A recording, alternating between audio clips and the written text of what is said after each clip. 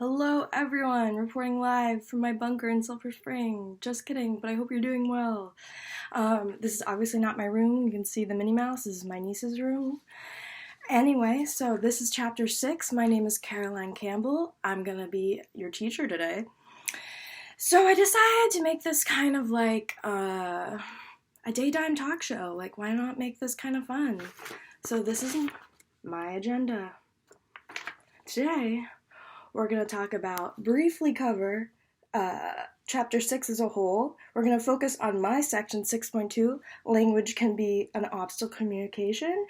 We're going to go over my outside source.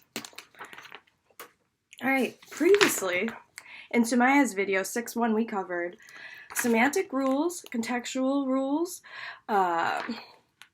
paradigms, and how our reality is shaped by language. However, 6.2 covers how words can serve either as a bridge or a barrier to language. It can be a barrier to understanding and communication of meaning. So I'm going to have these like cue cards / flashcards. I thought it'd be a good visual because I'm a visual learner.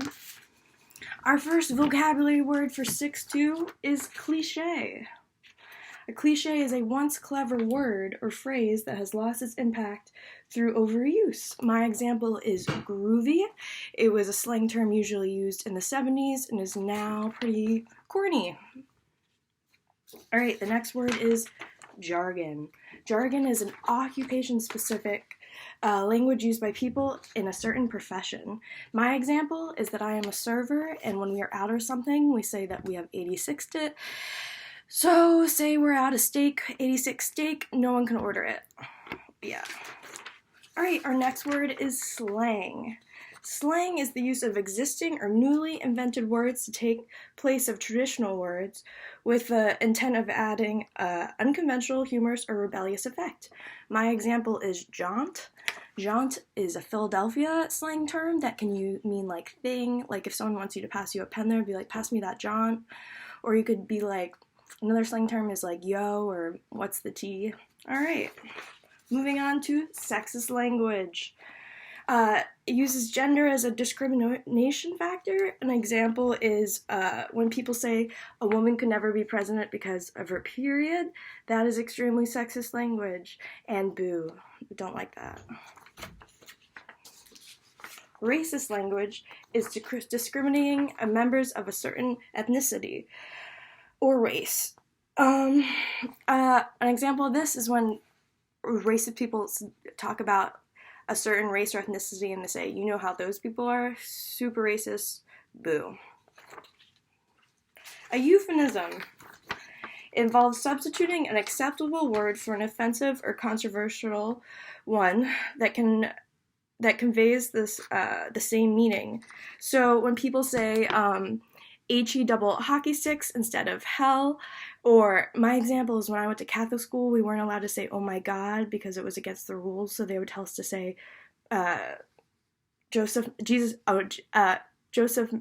Mary, Joseph. That's what they would make us say instead of oh my god, so that's a euphemism.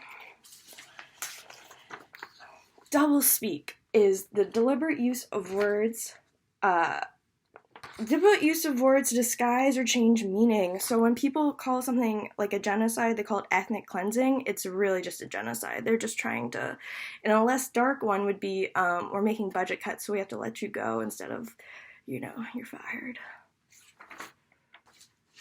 Now we're going to my source. My source, if you've taken 108, you've seen it, is my 108 textbook, Essential Communications. I'm using Chapter 6, Nonverbal Communication by Ron B. Adler et al. It looks like this, and this is the chapter I am using, Nonverbal Communication.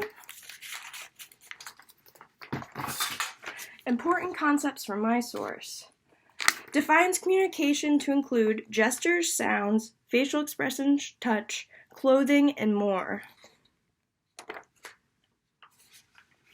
You should consider, when thinking about nonverbal communication, or actually in a conversation with someone, consider the behavior the context takes place in, Think about your history and tone of your relationship with sender. I'm a waitress, and one of the many things I've learned being a waitress is that tone is so important. If you tell a customer that we're out of something or we can't do that for you, they're much likely to be not explode on you if you use a very polite, nice, relaxed tone. You have to consider the sender's mood at the time. Maybe they have a lot happening. Maybe they experienced death, unfortunately, God forbid. Maybe they just lost their job, so consider things of that nature. And then consider your own feelings. Are you irritable that day? Are you being too sensitive? Are you not noticing enough? Are you really out of it and not listening? Stuff of that nature. So this little part of this video I call interesting. This is what I learned from my outside source. So I actually take ASL, American Sign Language, and I was interested when I read the chapter in my 108 textbook. American Sign Language does not require sound, but it is word-based, so it is considered verbal instead of nonverbal, which is true. I thought that was very interesting. Part 2, interesting. Haptics is the study of body language, and in this part of the chapter they said, one study from the National Baseball Association found that the touchiest teams had the most successful records. So that means that they had the best synergy, they worked together the best, they were the closest, so that's why they won the most. Part 3 of interesting. So, in part of the gender differences of this chapter, compared to men, women, so this is compared to men, women tend to smile more, use more facial expressions, make more eye contact, touch others more, stand closer together, and use more head, hand, and arm gestures, but fewer expansive gestures. So, something I've noticed is that boys aren't allowed to be as flamboyant with their movements as girls are. That's a real thing. And I've also noticed that women are much less likely to take up space like men are. I know you've heard the term man-spreading, which is a man takes up a ton of space with his legs, kind of like so, instead of keeping them together to fit more people. Anyway, that was interesting. Okay, and the last part of my outside source is way to convey nonverbal cues more mindfully. So you want to make eye contact, but not too much that it's aggressive. You want to monitor your tone of voice, again, as I talked about how tone is so important. And then you want to observe yourself. Are you going like this? Are you looking away? Are you slumped? Are you not paying attention?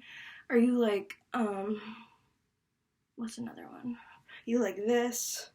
So it's all just like observe your body language, good posture, eye contact, but not too much.